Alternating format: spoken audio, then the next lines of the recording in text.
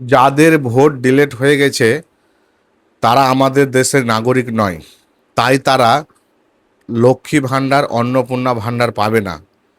যারাই লক্ষ্মী ভাণ্ডারের টাকা পাচ্ছিল তারা সবাই প্রত্যেকেই অন্নপূর্ণা ভাণ্ডারের টাকা পাবে। অর্থাৎ লক্ষ্মী ভাণ্ডারের যে 1500 টাকা পাচ্ছিল, এখন তারা পাবে প্রত্যেক মাসে 3000 টাকা করে অন্নপূর্ণা ভাণ্ডারের মাধ্যমে।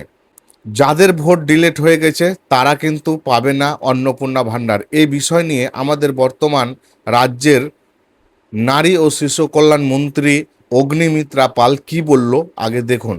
যারা লক্ষ্মীর ভাণ্ডার পাচ্ছিলেন সবাই অন্নপূর্ণার ভাণ্ডার পাবেন, সবই ডাইরেক্ট বেনিফিট ট্রান্সফারে হবে। কিন্তু দেবার আগে 1 জুন মাননীয় মুখ্যমন্ত্রী বলেছেন 1 জুন থেকে ব্যাংক অ্যাকাউন্টে ঢুকে যাবে। কিন্তু তার আগে আমরা একটি অ্যানালিসিস করতে চাই যে যাদের যাদের নাম কাটা গেছে তারা যদি কেউ পায় তাহলে তো তাদের পাওয়ার কথা নয়।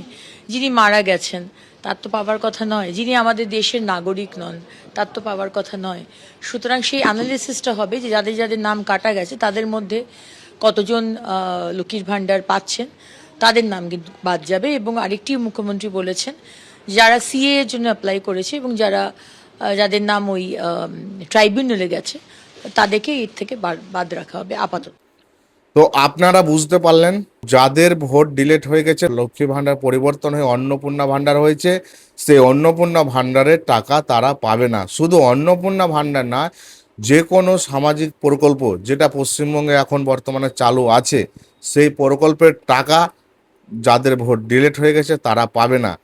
অন্নপূর্ণা ভাণ্ডার 1 জুন থেকে প্রত্যেকেই পাবে যারা লক্ষ্মী ভাণ্ডারে টাকা পাচ্ছিল, তবে ডাইরেক্ট বেনিফিট ট্রান্সফারের মাধ্যমে দেওয়া হবে, অর্থাৎ ডিবিটি লিঙ্কের মাধ্যমে। আর 1 জুন থেকে প্রত্যেকেই পাবে যারা লক্ষ্মী ভাণ্ডারে টাকা পাচ্ছিল।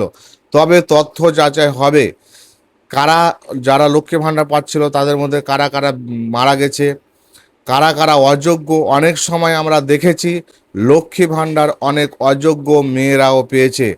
লক্ষ্মী ভাণ্ডারের কিছু নিয়ম ছিল যে যাদের বয়স 25+ হবে তারাই পাবে লক্ষ্মী ভাণ্ডার, কিন্তু দেখা গেছে অনেক মহিলার বয়স 25-এর নিচে, তারপরেও তারা লক্ষ্মী ভাণ্ডার পেত। এরকম অনেক অযোগ্য মহিলারা লক্ষ্মী ভাণ্ডার পেত। তাই অগ্নিমিত্রা পাল সরাসরি বলল অন্নপূর্ণা ভাণ্ডার 1 জুন থেকে পাবে, তবে একটা সব কিছু আপডেট হবে, সব কিছু তথ্য যাচাই হবে, কারা যোগ্য কারা যোগ্য নয়। যারা যোগ্য তারা প্রত্যেকেই পাবে। তবে যাদের ভোট ডিলেট হয়ে গেছে তারা এখন আপাতত আমাদের দেশের নাগরিক নয়। তো যেহেতু তারা নাগরিক নয় তাহলে তো তারা পাবে না।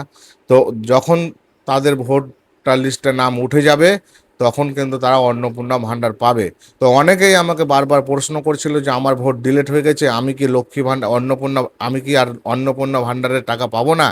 তো আজকে আপনার আশা করি পরিষ্কার হয়ে গেলেন, যাদের ভোট ডিলেট হয়ে গেছে তারা কিন্তু অন্নপূর্ণা ভাণ্ডার পাবে না যতক্ষণ না তার নতুন ভোটার লিস্টে তার নাম উঠছে। তো ততদিন আপনারা অপেক্ষা করুন, এটা অত্যন্ত দুঃখের খবর। তো সকলে এই ভিডিওটা শেয়ার করে সবার মাঝে ছড়িয়ে দিন। প্রতিনিয়ত এরকম ইনফরমেশনমূলক আমাদের এই আইডিতে পাবেন, তাই আইডিটাকে ফলো করে পাশে রাখুন।